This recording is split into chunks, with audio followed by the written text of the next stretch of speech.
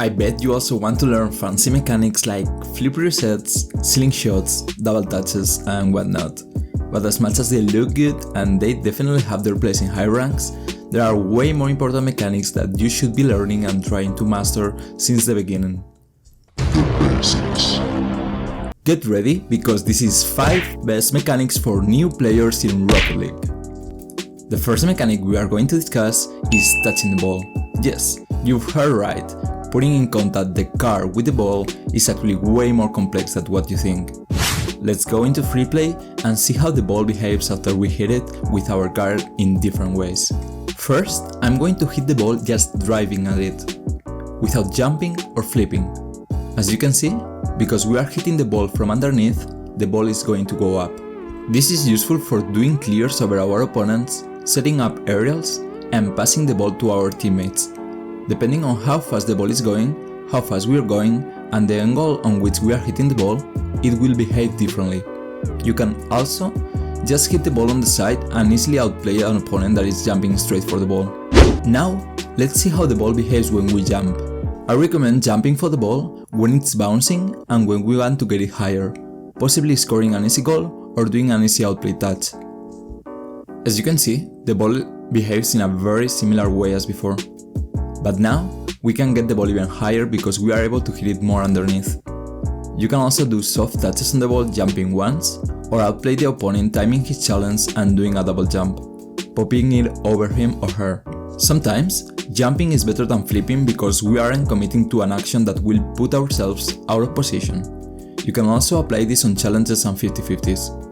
Doing a challenge without jumping or flipping is preferable in many situations because we can easily turn around if we lose the challenge or follow the ball if we win it. On the contrary, if we flip into the ball, we are going to be out of the play for longer than we would want to. Finally, hitting the ball doing a flip. This is way more complex. Here we have to notice which side we are flipping towards, which part of our card we are hitting the ball with, and which part of the ball we are hitting. Most of the time, you are going to want to hit the ball with the nose of your card. This requires some timing. What you can do is familiarize yourself with how the card and the ball interact with each other, just hitting the ball with different flips on different speeds and positions. One of the things we can do when flipping into the ball is power shots. What brings us to the next mechanic you should be learning. A power shot is not anything else than that, hitting the ball with power and shooting it to a specific direction or target. There are 2 ways of practicing power shots. One is just free play, hit the ball as hard as you can and go again and again after its bounce. Another way of practicing them is training packs. I use quite a few. Some of them are a bit more advanced and require more mechanical skill than others, so I'll be posting the ones that I find more fitting for new players down in the description. Don't get too stuck on a single shot. What is most time efficient is to do one fast run of 2 or 3 training packs a day. And then, when you play actual matches, be very mindful of your shots. Try to hit top corners in net, do long shots, hit the ball with power and speed. For the third mechanic, it might seem too early for you to learn this, but the sooner you understand how you can fly in this game, the better. I'm going to teach you 3 ways of doing double jump aerials, also called fast aerials. Those 3 ways depend on how fast we are going, how long we have to fly, and how far away the ball is from us. The easiest way is just to do a double jump and then boost. But we are going to skip this since it's slower than the other 3 methods. You can start by double jumping and then boosting just to see how the car behaves. Then start doing more advanced techniques after a couple of minutes practicing this. The first way is driving without boost, then jump, then boost and jump. We can also use this from a standing still position. This is usually used when we have to clear the ball on our net while we are defending and the ball goes straight on top of us or very close. This aerial is used on any ball that is high on top of us and close to our car when we don't have much momentum. Pay attention to how I tilt the car between the first jump and the second one. The faster you do the whole motion, the faster your aerial will be. This requires putting the joystick all the way down, so be 100% sure that you release the joystick just before using the second jump, or you will backflip. It's pretty normal to backflip a lot when we are learning double jump aerials, so don't get too frustrated if it happens to you. The second way is driving while boosting, then boost and jump, then boost and jump again. This way of doing it is a middle step between the first technique and the one I'm going to explain next. You should be aware this exists just because in some situations, not holding boost all the way is going to allow us to have more control. For example, if we misread a ball and we are going too fast, not boosting through the whole motion will make our aerial slower. The third way is driving with boost, then double jump holding boost all the way.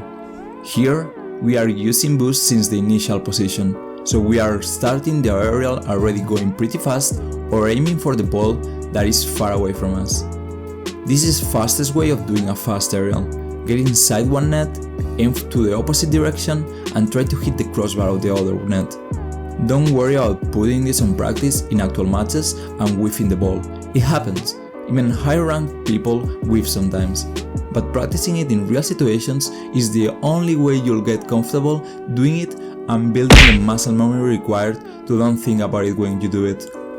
Moving on, fourth mechanic, if it can be called a mechanic, is wall play. The ball is going to roll up the wall an infinite amount of times, so getting your car on the wall and being able to challenge a ball, hit it forward or shoot it on target is a skill that you need to prioritize. First thing you should be doing is just get on the wall and see how your car behaves. Gravity still pulls the car to the ground, so if you stop accelerating, the car will drift down. Power slide is also a bit different than doing it on the ground, so get used to how your car moves and how the camera changes when you get up the wall. Also, practice jumping off the wall, using air roll to get your four wheels parallel to the ground and landing swiftly after. Next thing, we are going to roll the ball up the wall and follow it. Pay attention here. Look how the ball leaves the wall when we hit it from below. Try different angles and different speeds. After hitting it, you can just go back to the floor and follow up the play, or if the touch is soft enough, you can even try to jump off the wall and hit the ball after. This is a bit more advanced, but I'm sure you can do it. I also recommend using some wall play and backboard training packs. Being able to clear the ball from the backboard is a very powerful move. Putting it on your own corner is an easy move that gets the ball in a pretty safe position. But clearing it with power past midfield can be even better if your teammates can follow it up. I'll post the codes for these training packs down below. Finally, we got mechanic number 5. This is catting the ball, and you can add a bit more flair to it doing a power slide cat. I'm just going to show you how a cat is set up. Usually, you need to roll the ball towards the middle and keep an eye on your opponent while driving behind the ball. Once you see your opponent is going to commit to the challenge, be ready for cutting the ball just before their challenge and you will get a free outplay while keeping possession. 2 birds with 1 stone.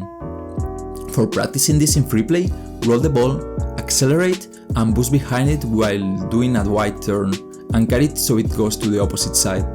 It might look like it's a pretty easy mechanic, and actually it's not very difficult, especially considering how powerful it is, even in high ranks. As I said before, we can add a bit more complexity to it by doing a power slide cat. If you need to get down power sliding, be sure to check out my 5 tips for new players video, where I explain some drills that you can practice to get basic power sliding down. Doing a power slide cat is slightly superior than doing a normal cat because since we don't have to do a wider turn, we make ourselves harder to read for our opponent, and also the cat itself gets performed faster. Alright, so for setting it up, you just do like a normal cat, get the ball rolling, then accelerate and boost past the ball, being close to it, this time without turning as wide as before, and then without boosting, you have to hold power slide for a split of a second. Once the nose of your car is pointing towards the ball, hold boost and cut the ball to the opposite side. You got it. Finally, remember that I stream every day on Twitch. You can join and ask any doubt that you got about the game or redeem a free replay analysis with your channel points. Also, you can join my community on Discord. You'll find all the links down in the description.